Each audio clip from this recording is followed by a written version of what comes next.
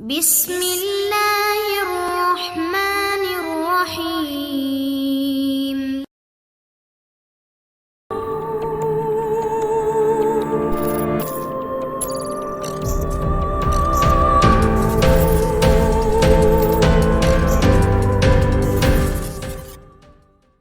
अस्सलाम वालेकुम दोस्तों।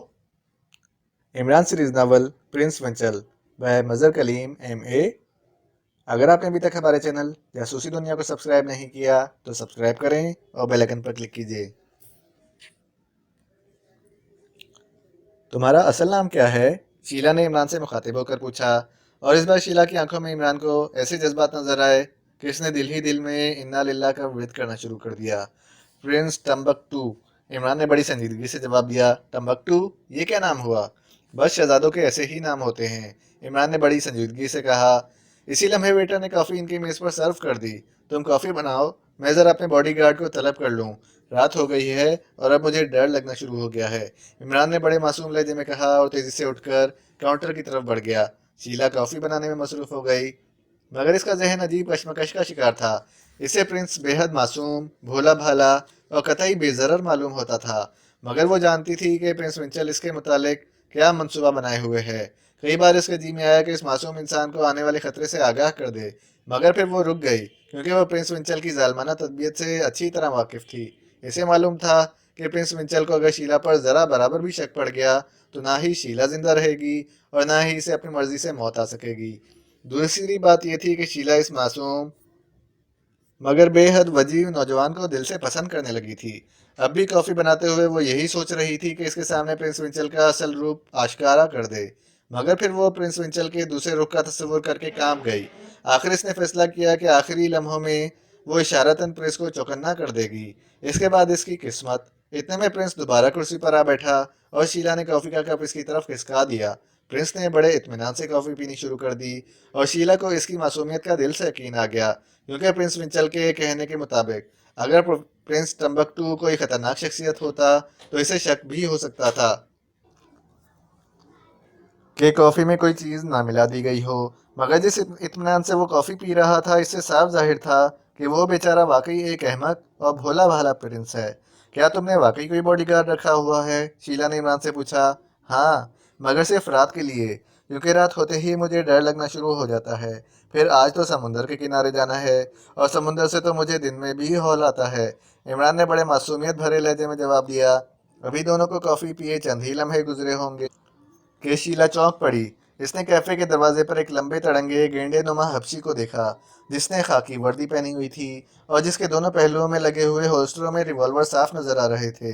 मेरा बॉडीगार्ड आ गया, देखा कितना अच्छा बॉडीगार्ड है, मेरे अब्बाजान ने मुझे तोहफे के तौर पर दिया है, इमरान ने खुशी से कुलकारियां मारते हुए कहा। इसका अंदाज ऐसा था जैसे कोई बच्चा दूसरे को अपने दिल पसंद तोहफा दिखा रहा हो। हफ्शी ने कैफे के दरवाजे पर रुककर एक लम्हे के लिए तमाम हॉल पर नजरें दौड़ाईं और फिर वो तीर की तरह ईमान की तरफ बढ़ने लगा। हॉल में बैठे हुए तमाम अफराद इस ग्रांडियल हबशी को देखकर कदरे खौफजदा हो गए थे, क्योंकि इसके हॉल में दाखिल होते ही यकलख्त हॉल पर मौत की सी खामोशी तारी हो गई थी। ईमान के करीब पहुंचकर हबशी ने ईमान को जोरदार सलूट किया और फिर ईमान की कुर्सी के पीछे तनकर खड़ा हो गया। इसका एक हाथ रिवॉल्वर के दस्ते पर था और ऐसा मालूम होता था जैसे अभी रिवॉल्वर निकालकर बेतहाशा फायरिंग शुरू कर देगा। ये मेरा बॉडीगार्ड जोसेफ है और ये मिस शीला, इमरान ने शीला और जोसेफ का तारुफ कराते हुए कहा। जोसेफ ने एक उचटती हुई नज़र शीला पर डाली और फिर सीधा खड़ा हो गया, और फिर शीला बेचारी मरूब होकर रह गई। वो तसव्वुर भी नहीं कर सकती थी कि इस अहमक नौजवान का इतना ग्रांडियल बॉडीगार्ड भी हो सकता है। अब इसे यकीन आ गया था कि ये नौजवान वाकई किसी रियासत का प्रिंस है। चुनांचा ये ख्याल आते ही शीला के दिल में इमरान के मुतालिक पसंदीदगी के जज्बात उभर आए। जाहिर है ऐसे अहमक मालदार प्रिंस लड़कियों के शुरू से ही आइडियल रहे हैं, इसमें बेचारी शीला का क्या कसूर। चलो शीला, लग्जरी बीच, मेरा ख्याल है कि पिकनिक का वक्त हो गया है, इमरान ने जेब से एक बड़ा सा नोट निकालकर कॉफी दान के नीचे रखते हुए कहा, और फिर वो शीला का हाथ पकड़े गेट की तरफ बढ़ने लगा। जोसेफ बड़े बारोब अंदाज में इसके पीछे चल रहा था और हॉल में मौजूद हर फर्द आंखें फाड़े इन्हें देख रहा था। कैफे से बाहर निकलकर जैसे ही इमरान अपनी कार की तरफ बढ़ा, शीला ने इससे मुखातिब होकर कहा, अच्छा प्रिंस, मेरे पास अपनी कार है, अब पिकनिक पर मुलाकात होगी, मुझे इजाज़त दें। अरे गोली मारो कार को, यहीं रहने दो, तुम मेरे साथ चलो। इमरान ने इसका बाजू पकड़ते हुए कहा। नहीं प्रिंस, मैंने एक ज़रूरी काम करना है, इसके बाद मैं लग्जरी बीच जाऊंगी, मुझे इजाज़त दो, शीला ने जिद करते हुए कहा। नहीं, फिर मैं तुम्हारी कार में बैठ जाता हूँ। मैं तुमसे जुदा नहीं होना चाहता, तुम मुझे बेहद पसंद आई हो। मैं ज़रूर प्रिंस विंचल को वोट देकर तुम्हें हासिल कर लूँगा, तुम बेफिक्र रहो। इमरान ने ऐसे लहजे में कहा जैसे वो मुकम्मल तौर पर शीला पर रेशा खत्मी कर चुका हो। और फिर शीला ने अकेले जाने पर काफ़ी इसरार किया, मगर इमरान भला कहाँ बाज आने वाला था। वो इसकी कार में बैठ गया। जोसेफ को इसने अपनी कार ले आने का हुक्म दिया। मजबूरन शीला को ड्राइविंग सीट संभालनी पड़ी। इस दौरान इमरान अपना काम कर चुका था। इसका हाथ कोट की जेब से बाहर आया और इसने एक माचिस जितना बक्स डैशबोर्ड के नीचे चिपका दिया। फिर जैसे ही शीला ने कार मोड़ी, अचानक इमरान चीख पड़ा। अरे अरे, कार रोको, मुझे याद आ गया, इमरान ने कहा। और शीला ने घबरा कर जोर से ब्रेक मारी। क्या याद आ गया? मुझे याद आ गया है कि मैंने अभी तक मुंह नहीं धोया। मैं रात को मुंह धोए बगैर बाहर नहीं निकलता, इमरान ने दरवाज़ा खोलकर बाहर निकलते हुए कहा। और शीला इस तरह आसानी से जान छूट जाने पर दिल ही दिल में खुश हो गई। अच्छा डियर, फिर समंदर के किनारे मुलाकात होगी। ओके, बाय बाय, इमरान ने हाथ हिलाते हुए कहा। और फिर तेज तेज कदम उठाता हुआ अपनी कार की तरफ बढ़ गया। शीला ने अपनी कार आगे बढ़ा दी। इमरान को कार की तरफ आते देखकर जोसेफ ने ड्राइविंग सीट से हट गया। इमरान ने दरवाज़ा खोला और ड्राइविंग सीट पर बैठ गया। बॉस, आप इस चुड़ैल को क्यों इतनी लिफ्ट दे रहे हैं? जोसेफ ने बड़े तंजिया लहजे में कहा। अरे तुम्हें चुड़ैल लग रही है? इतनी खूबसूरत और स्मार्ट और ज़हीन लड़की है। क्या ख्याल है जोसेफ, इससे शादी ना कर लूँ? इमरान ने बड़ी संजीदगी लहजे में जोसेफ से मुखातिब होकर कहा। खुदावन जोशु, आप पर रहम करें, आपके सितारे ज़रूर गर्दिश में आ गए हैं, जोसेफ ने खौफजदा लहजे में आंखें फाड़ते हुए कहा। कोई बात नहीं, हरकत में अगर गर्दिश तो करेंगे, मुद्दत से सितारे जाम हुए पड़े हैं, हरकत में बरकत है, इमरान ने मुस्कुराते हुए कहा। और फिर डैशबोर्ड का एक बटन दबाकर कार आगे बढ़ा दी। थोड़ी दूर आगे जाने के बाद इसने कार बाएं तरफ मोड़ी। और फिर इसने बैक मिरर पर नज़र डाली तो इसे दूर शीला की कार अपने पीछे आती नजर आई। इसके चेहरे पर एक पुरस्कार सी मुस्कुराहट रेंग गई। इसी लम्हे अचानक डैशबोर्ड से एक आवाज़ गूंजी। Hello hello, Sheela calling, white fox over. यह आवाज़ शीला की थी। और आवाज़ सुनते ही इमरान ने मुस्कुराकर जोसेफ की तरफ देखा। और अब जोसेफ की समझ में तमाम बात आ गई। चुनांचे जोसेफ ने दांत निकाल दिए। इमरान का शीला को लिफ्ट देने का मकसद अब इसे बखूबी समझ में आ गया था।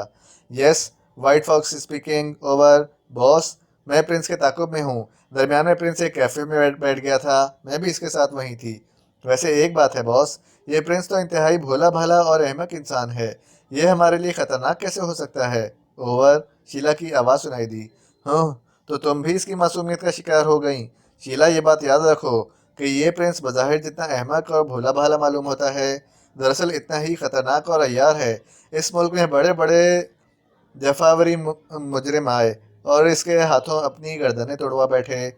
इसलिए इस मुल्क में आते साथ ही मैंने सबसे पहले इसका बंदोबस्त करने का प्रोग्राम बनाया है। इसके बाद असल काम मिशन पर काम करूंगा। ओवर, दूसरी तरफ से आवाज़ सुनाई दी। ये बात है, तो फिर क्यों ना बॉस इसे गोली मार दी जाए, ख्वामखा इतना बखेड़ा पालने की क्या ज़रूरत है? ओवर, शीला की संजीदगी से भरपूर आवाज़ सुनाई दी। ओहो, ऐसी हरकत ना करना, वरना ये चौकन्ना हो जाएगा और फिर हमें यकीनन मिशन में नाकामी का सामना करना पड़ेगा। मैं बेखबरी में इसे मारना चाहता हूँ। ओवर, दूसरी तरफ से जवाब दिया गया। As you like boss. Over, Sheela ने सपाट लहजे में जवाब दिया। ओके, वैसे अब तुम हेडक्वार्टर आ जाओ, अगर इसने तुम्हें देख लिया तो वो चौकन्ना हो जाएगा। मैं इसका कोई और बंदोबस्त करता हूँ। Over and all, white fox ने जवाब दिया और इसके साथ ही रब्ता ख़त्म हो गया। इमरान ने मुस्कुराते हुए कार की स्पीड और बढ़ा दी। ये सड़क काफ़ी दूर तक सीधी चली गई थी, इसलिए इसे यकीन था कि शीला बगैर रुके इसके पीछे आएगी। चुनांचे इसकी कार की स्पीड बढ़ा दी और फिर सड़क के मोड़ के करीब पहुंचते ही इसने पूरी कुव्वत से कार को दाएं तरफ घुमाया और एक गली में लेता चला गया। जल्द ही दो चार गलियों से कार निकालकर वो एक और सड़क पर आ गया। अब वो अपने ताकुब करने वालों को झटक चुका था। चुनांचे इसने कार बड़े इत्मीनान से अपने फ्लैट की तरफ मोड़ दी। कार गैराज में खड़ी करके वो जोसेफ को लिए सीढ़ियाँ चढ़ता चढ़ा गया। पहली ही बैल पर सुलेमान ने दरवाज़ा खोल दिया और फिर जोसेफ को देखकर इसके माथे पर तेवरियां चढ़ गईं। इमरान सीधा टेलीफोन की तरफ लपका और फिर इसने सर सुल्तान के नंबर डायल करने शुरू कर दिए। जल्द ही रब्ता कायम हो गया। सुल्तान स्पीकिंग। दूसरी तरफ से सर सुल्तान की आवाज़ सुनाई दी। मैं इमरान बोल रहा हूँ जनाब। इमरान ने संजीदा लहजे में कहा। कमाल है, इमरान और इतनी संजीदगी से बात करे। खैरियत है? दूसरी तरफ से सर सुल्तान ने ताज्जुब आमेज लहजे में जवाब दिया। हाँ, एक ज़रूरी काम है। पहले तो ये नोट कर लीजिए कि अहमकान क्लब की सदारत के लिए जर्मनी से एक शख्स प्रिंस विंचल आया है। इसका क्या हदूद अरबा है? तमाम तफसीलात मुझे कल चाहिए।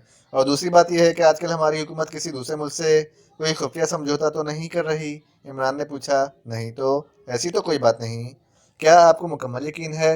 इमरान ने जोर देकर पूछा। हाँ बेटे, मैं वजारत खारजा का सेक्रेटरी हूँ। मेरे नोटिस में आए बगैर मुआहदा कैसे हो सकता है? सर सुल्तान ने कहा।